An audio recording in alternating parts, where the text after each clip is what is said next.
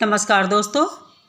पाकिस्तान से भागकर आई और अवैध रूप से हमारे भारत में रह रही सीमा हैदर का खौफ, दबंगई इतनी ज़्यादा हो गई है कि खुद वीडियो में दबंगई उसकी आज हमने देखा। इससे पहले भी हमने बहुत बार इसकी दबंगई सोशल मीडिया पर देखी है और भारत के लोगों को, पाकिस्तान के लोगों को, भारत के सम्मानित वकील मोमिन मलिक सर को जिस तरह सोशल मीडिया पर ये अवैध घुसपैठी महिला सीमा हैदर और सचिन का पूरा परिवार भारतीय महिलाओं को और भारतीय वकील मोमिन मलिक को अपमानित करते हैं, अभद्र भाषा का प्रयोग करते हैं, वो सभी लोग देख रहे हैं। आज मेरा सवाल सरकार से भी है, माननीय सीएम मुख्यमंत्री योगी आदित्यनाथ जी से भी है और उन बहुत सारे सनातन धर्म के जो ठेकेदार बनते हैं, जो सनातन धर्म का बीड़ा उठाए हैं, उनसे भी मेरा सवाल है। क्या हमारा सनातन धर्म यही कहता है कि सरेआम किसी सम्मानित व्यक्ति, महिलाओं या किसी भी देश के या अपने देश के लोगों को इस तरह अभद्र भाषा का प्रयोग करके अपमानित करना चाहिए? क्या इसकी इजाज़त हमारा सनातन धर्म देता है? आंसर होगा बिल्कुल भी नहीं, क्योंकि हम सब सनातनी हैं और सनातन धर्म को बहुत अच्छे से जानते हैं। हमारा सनातन धर्म प्रेम, भाईचारे का संदेश देता है। किसी को भी अपमानित या प्रताड़ित करने का सनातन धर्म कभी भी संदेश नहीं देता है। लेकिन जब से ये सीमा हैदर भारत में आई है और रबपुरा के गांव में नेत्रपाल के घर में नेत्रपाल के बेटे ने इसको अपने घर में शरण दी है और लगातार हमारे कानून को तोड़ा जा रहा है, उससे हम भारतीय महिलाओं को बहुत ही जलील होना पड़ रहा है। हम सब भारत सरकार से रिक्वेस्ट करते हैं, अपने वीडियो के माध्यम से, सोशल मीडिया प्लेटफॉर्म से आवाज़ उठाते हैं कि हमारे देश में सीमा गुलाम हैदर के 4 पाकिस्तानी बच्चे हैं, उनकी न शिक्षा हो पा रही है और उनका बायोलॉजिकल फादर दूर देश में हमारे दुश्मन मुल्क में बैठा हुआ लगातार भारत सरकार से गुहार लगा रहा है कि उसको वीज़ा दिया जाए, वो अपनी बात भारतीय अदालत में आकर बताए कि उसके साथ क्या हुआ है।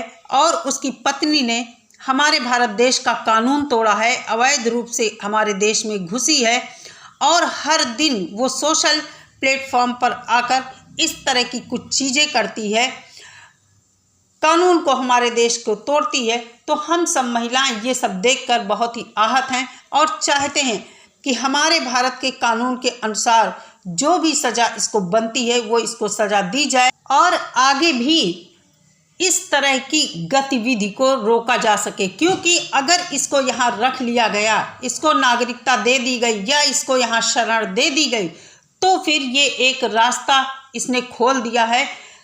ये अगर आती चुपचाप अपने घर में बैठ जाती, सोशल मीडिया पर इतना हंगामा इसको लेकर ना होता, तो शायद ये बात इतनी ना फैलती।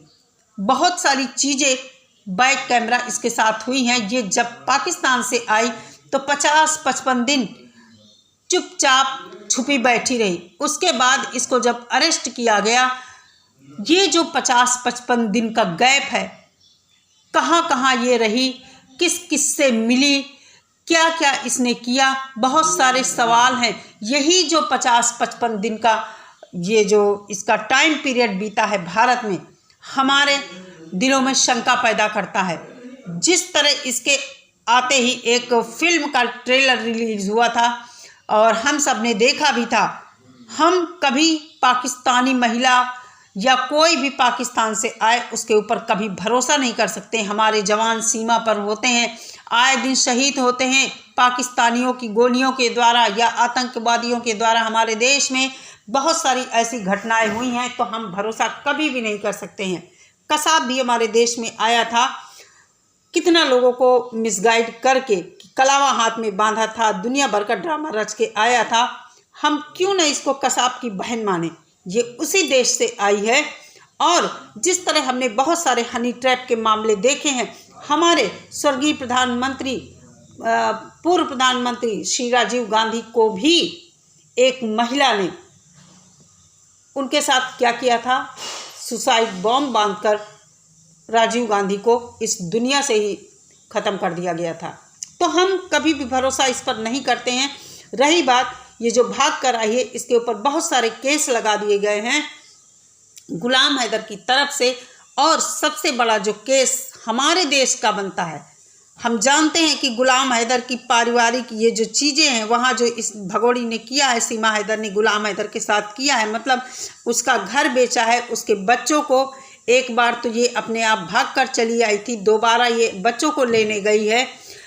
जैसा कि ये बताती है, ये 5वीं तक पढ़ी है, एक अकेली महिला अकेले चुपचाप चोरी चोरी वीज़ा भी बनवा लेती, पासपोर्ट वीज़ा सब बनवा लेती है, 4 बच्चों को वहाँ से लेकर इतना हवाई यात्रा करके दुबई शारजा होते हुए नेपाल आती है, और नेपाल से यहाँ घुस आती है, 2 महीने छुप कर रहती है। सब कुछ शक के दायरे में है। हम अपनी जांच एजेंसियों पर भरोसा करते हैं, लेकिन कहीं ना कहीं इसने जांच एजेंसियों को अपने बारे में सच नहीं बताया है। बहुत चालाक और क्रिमिनल माइंड की ये लेडी लगती है, इसके ऊपर हम भरोसा बिल्कुल नहीं कर सकते हैं। इसलिए हमारी सरकार से बार बार गुहार है, रिक्वेस्ट है, प्रार्थना है हाथ जोड़कर कि इस महिला के ऊपर बिल्कुल भरोसा ना किया जाए, इसको शरण ना दी जाए। आप लोग एक बात सोचिए, जब ये यहाँ शरण मांग रही है, लगातार चिल्लाती है योगी जी, मोदी जी को कि हमें शरण दीजिए, आपके देश में महिलाओं का सम्मान होता है, रक्षा की जाती है, तो फिर ये महिला इतनी स्ट्रांग कैसे है कि भारतीय महिलाओं का अपमान करे? मोमिन मलिक जो हमारे देश के सम्मानित वकील हैं, उनका अपमान करे। आज इसने वीडियो में जो ड्रामा किया, सचिन ने जिस तरह अट्टहास लगाया है, मोमिन सर के ऊपर हमला किया है, और भारतीय महिलाएं ही इस केस में ज़्यादा हैं, क्योंकि उनको सनातन धर्म के बारे में पता है, क्या क्या होता है, कैसे कैसे होता है सब कुछ। तो जिस तरह इसने आज सचिन ने अट्टहास लगाया है, मोमिन सर की हंसी का मजाक उड़ाया है, कितने स्ट्रांग हैं ये अपराधी, इनको किसी चीज़ का खौफ नहीं है। क्या भारत सरकार ने चोरी छुपके इनको यहाँ शरण दे दी है?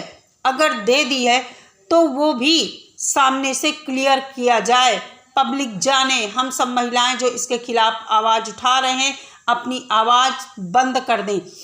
इसके जो सपोर्टर हैं, हर दिन सभी के वीडियो में जाकर इस तरह अभद्र भाषा का प्रयोग करते हैं, जलील करते हैं महिलाओं को। सारा ही मान सम्मान इन्होंने खो दिया है कि किस तरह हम भारतीय अपने यहाँ महिलाओं की इज्जत करते हैं, लेकिन इन्होंने अपने देश की बेटियों और माँओं का अपमान करके इस सीमा हैदर को सिर पर इतना चढ़ाया है कि आज ये सीमा हैदर और जिसने नेत्रपाल के परिवार और सचिन ने इसको शरण दिया है, इतने ज़्यादा ये बलशाली हो गए हैं कि किसी को भी कुछ भी बोलने से नहीं कतराते। सामने से जो हमें दिखता है AP सिंह जी, इसके पीछे फुल सपोर्ट में खड़े हुए हैं। उन्होंने महिलाओं को आए दिन अभद्र भाषा का प्रयोग किया। खुद वो कहते हैं कि कोई भी असंसदीय, अपमानित, असंसदीय भाषा का प्रयोग ना करे,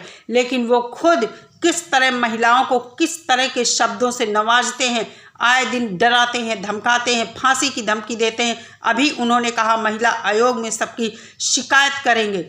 आखिर क्यों एक हमारे देश का सुप्रीम कोर्ट का वकील क्यों इन अपराधियों के साथ खड़ा हुआ है?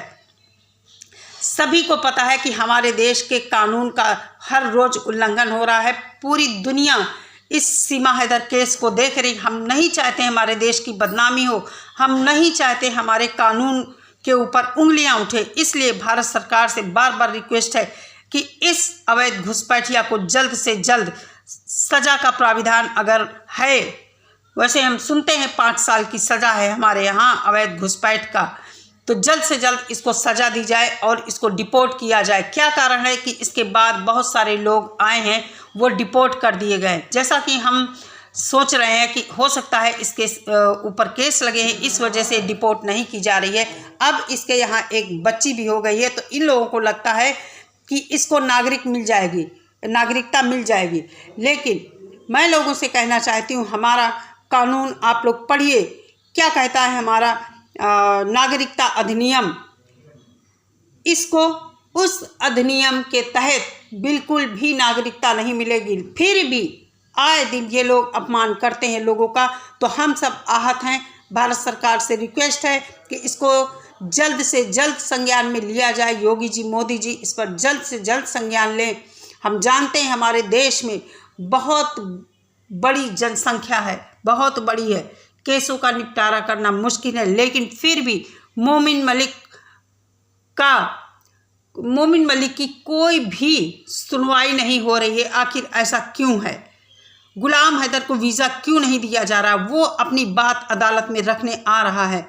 सभी चीज़ों को मैंने अपने वीडियो में रखा है। तो भारत सरकार से रिक्वेस्ट है, गुलाम हैदर को वीज़ा भी दिया जाए ताकि हमारी अदालतें सच्चाई की तह तक पहुंच सकें और जज साहब एक न्यायिक फैसला सुना सकें। पूरी दुनिया की निगाहें इस केस पर है और हम जानते हैं कि कुछ केस ऐसे होते हैं कि हमारी भारतीय अदालतें एक ऐतिहासिक फैसला करती हैं। हम उसी चीज़ का वेट कर रहे हैं। हम इंसानियत के साथ खड़े हुए हैं और हम अपने देश के साथ खड़े हैं कि हमारा देश एक महान देश है। लोग नाम लेते हैं हमारे देश का, यहाँ तक कि जब से हमने इस केस में पाकिस्तानियों के मुंह से सुना है, लगातार वो हमारे देश की बड़ाई ही कर रहे हैं। हाँ, गुलाम हैदर एक पीड़ित पिता है, हम उसकी बातों का बुरा नहीं मानते हैं, क्योंकि किसी के साथ भी इस तरह की घटना हो जाएगी कि किसी की भी पत्नी अगर उसका घर बार बेचकर, उसके साथ धोखा देकर किसी दूसरे देश में भाग जाएगी, तो वो इंसान जीते जी मर जाता है और वो अपना आपा खो देता है। इसलिए सरकार से ये भी रिक्वेस्ट है कि गुलाम हैदर की बातों को अन्यथा ना लिया जाए और उसके साथ न्याय किया जाए। तो दोस्तों, ये थी आज की वीडियो। मिलती हूँ नेक्स्ट वीडियो के साथ। सभी लोग अपना बहुत सारा ख्याल रखिए। नमस्कार।